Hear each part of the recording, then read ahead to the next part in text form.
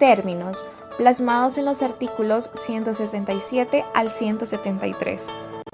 Término es el momento en el cual se ha de realizar un acto procesal, por tanto se fija por fecha e incluso por hora. También debemos de entender por término que es la fracción temporal o lapso preestablecido para que se cumpla en el proceso cada acto integrador de él o de uno de sus predeterminados momentos. Podemos deducir que dentro del proceso penal los términos son fracciones determinadas de tiempo, dentro de las cuales hay que realizar actos procesales. Clasificación de los términos según su origen. Términos legales, términos judiciales y términos convencionales. Entendemos que términos legales son aquellos que se encuentran expresamente determinados por la ley.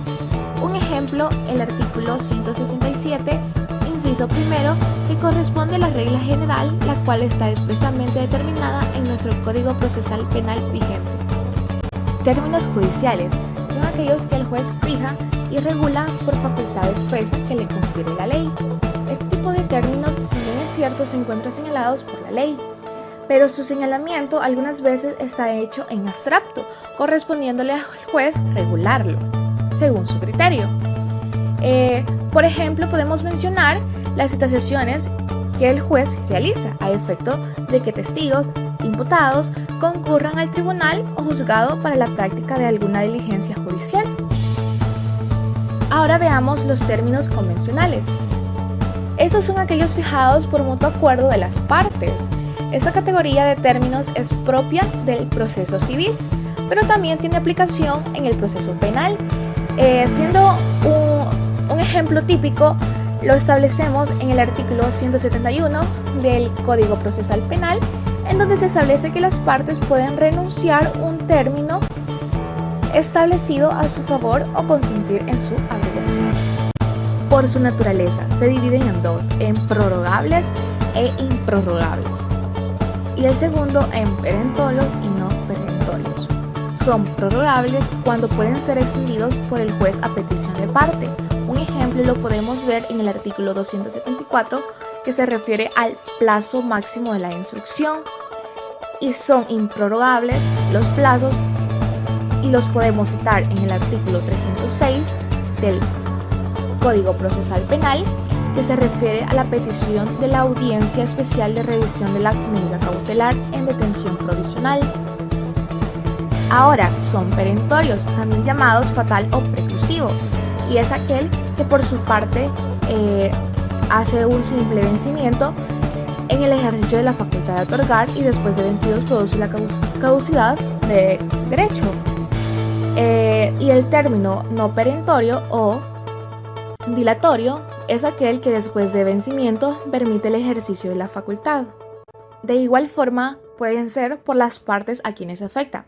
Estos pueden ser de tribunal o de las partes.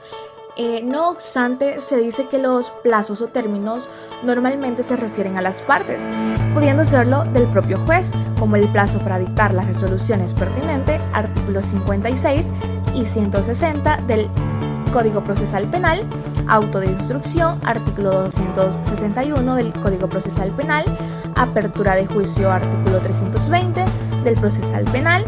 Asimismo, el juez podrá otorgar un plazo a sus subalternos para realizar algún acto que se encargue. Fuera de estos, los demás plazos son de las partes y si corren para ambos serán comunes, pero pueden correr para una sola persona, como la de presentar el dictamen de acusación u otra situación que están plasmados en los artículos 314 del Código Procesal Penal y en este caso serán particulares. Clasificación de los actos procesales. Se dice que dentro de esta categoría caen aquellas formas de actos procesales que se clasifican por los sujetos, por su objeto. Los primeros se caracterizan por ser actos de parte, actos del tribunal y actos de terceros. Los actos de parte, esos son en su mayoría unilaterales y solo por excepción son bilaterales, los cuales están sometidos a los requisitos generales de la ley que se trate. Los actos del tribunal comprende a los de los agentes de la jurisdicción, los jueces, y los de los funcionarios auxiliares que actúan normalmente por delegación y según el principal acto del tribunal es el decisorio y lo constituye la sentencia. teniendo en cuenta que durante el procedimiento se dictan otros actos y que en realidad se le llaman resoluciones judiciales, y estas se dividen en las resoluciones de mero trámite, que son las que dan impulso al proceso, las resoluciones interlocutorias. Esas se dictan durante el procedimiento, como sería un auto de instrucción formal en materia procesal penal. Las resoluciones definitivas, que es la sentencia final, o aquellos autos interlocutorios que ponen fin al proceso, como el sobreseimiento. En juego, la libertad del procesado, se contarán también los días inhábiles para el cómputo del término. Eso está relacionado con el artículo 169 y artículo 168 del Código Procesal Penal. Entonces, es evidente que lo que realmente importa es que exista un plazo para realizar el acto procesal y un término para hacerlo. La importancia de los términos o plazos procesales radica en el hecho que el incumplimiento de estos puede llevar a generar una serie de violaciones procesales constitucionales, así como principios en los cuales descansa nuestra actual Código Procesal. Entre esos tenemos el principio de inocencia, el principio de economía procesal, principio de inmediatez, entre otros, así como los derechos constitucionales, como el derecho de defensa del procesado, el derecho de la víctima, los cuales se enmarca al principio fundamental del debido proceso. Estos actos procesales no se realizan dentro de los plazos y términos de la ley. Se caen en esas violaciones constitucionales, ya que siempre está en juego la libertad ambulatoria de la persona.